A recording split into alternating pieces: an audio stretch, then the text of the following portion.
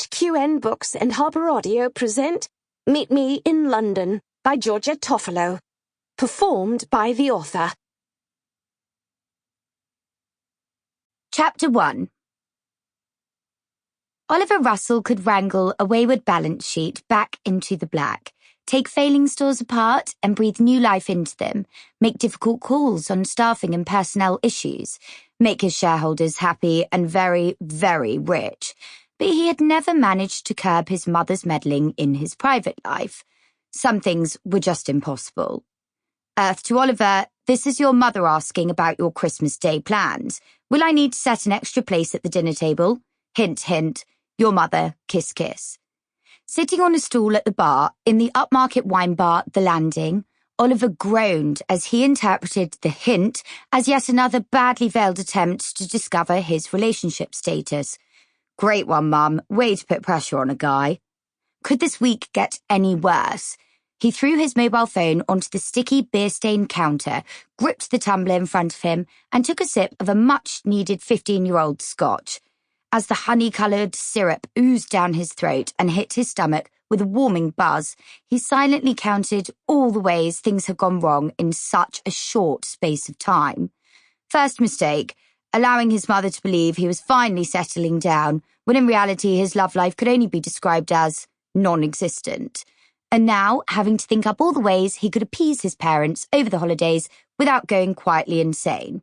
Whereas other families had jolly traditions of games and church on Christmas Day, his parents' idea of fun was to corner him in the lounge, pin him down with laser stares, and interrogate him for signs of commitment, a potential wife, and progeny. A grandchild, or preferably many grandchildren, to spoil and give meaning to their later years. Someone to carry on the family name, and also an heir to entrust the business to. As an only child, Oliver was expected to do so, as his father had done before him. Trouble was, after his last romantic failure, settling down was not on Oliver's bucket list, at least not for a very long time. Second mistake.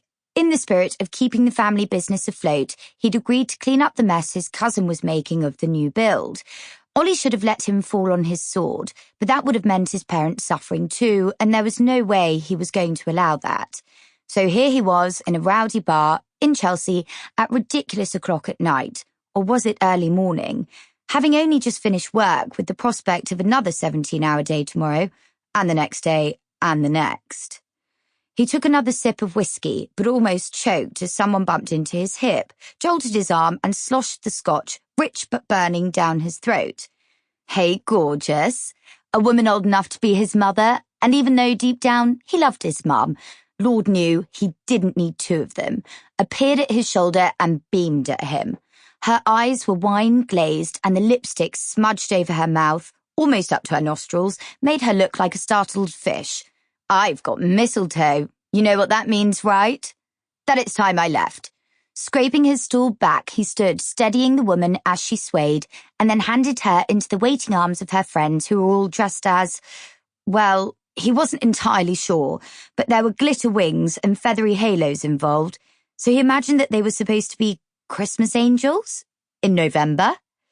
As if knowing all about his work stress and family dilemmas, even the music in the bar seemed to mock him.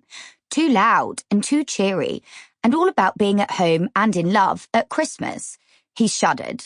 No thanks.